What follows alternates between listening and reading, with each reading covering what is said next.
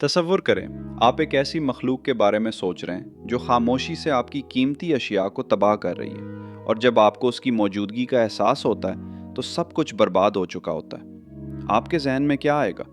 यकीनन दीमॉक। ये छोटे मगर ख़तरनाक हशरात कभी सोते नहीं।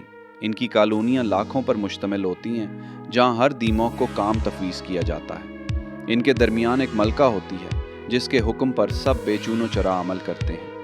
दीमों की ये सल्तनत बज़ाहिर नज़र नहीं आती, लेकिन जब नुकसान का एहसास होता है तब बहुत देर हो चुकी होती है। लेकिन अगर मैं कहूँ कि इंसानों की ज़िंदगी में भी एक ऐसी ही दीमौक मौजूद है, तो क्या आप यकीन करेंगे? जी हाँ, वो है मफरूज़े।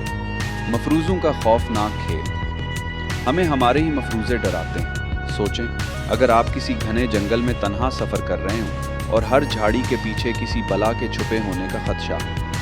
वहाँ शायद कुछ भी ना हो, लेकिन आपका दिमाग कहानियाँ बनाता रहेगा। हर साया, हर हिलती हुई झाड़ी, हर सरसराहट आपके दिल की धड़कन तेज कर देगी, हालांकि हकीकत में वहाँ कुछ भी नहीं होगा। यही मफरूज़े हमें या तो एहसास बरतरी देकर मगरूर कर देते हैं, या एहसास कमतरी में मुब्तला करके हमारी खुदी को कुचल देते हैं। मफरूज़े और हकीकत का फ़र्क इंसान ने सदियों में बेशुमार उलूम हासिल किए, लेकिन रियाजी वाहिद इल्म है जो इन्हीं मफरूज़ों को काबू में लाकर हक़ाइक़ तक पहुँचने का ज़रिया बनता है। अलजबरा में भी तो यही होता है। हम फ़र्ज़ करते हैं कि अलिफ ये होगा और बी वो, और फिर इन्हीं मफरूज़ात के सहारे पेचीदा मसाइल का हल निकाल लेते हैं। हमारा दिमाग भी मफरूज़े बनाने से बाज नहीं रह सकता। ये इसका बका का एक तरीका है। लेकिन मसला तब पैदा होता है जब मफरूज़े हकीकत पर गालिब आ जाते हैं और हमारी ज़िंदगी में दीमों की तरह सरायत कर जाते हैं।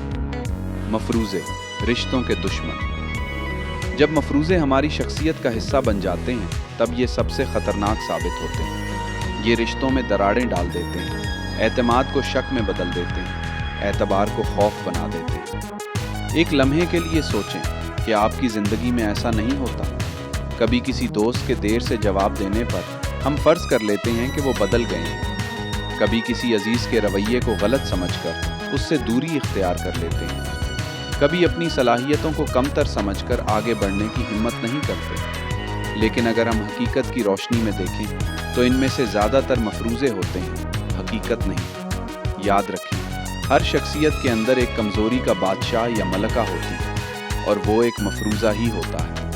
अगर हम इन बेबुनियाद ख्यालात को काबू ना करें तो ये हमें अंदर से खोखला कर देंगे, बिल्कुल दीमौक की तरह। तो क्यों ना हम अपने दिमाग को तरबियत दें कि सिर्फ इन्हीं मफरूज़ों को कबूल करे जो हकीकत से जुड़े हों। क्यों ना शक को एतमाद में और खौफ को यकीन में बदल दें। क्या आप अपने मफरूज़ों से आज़ाद होने के लिए तैयार हैं?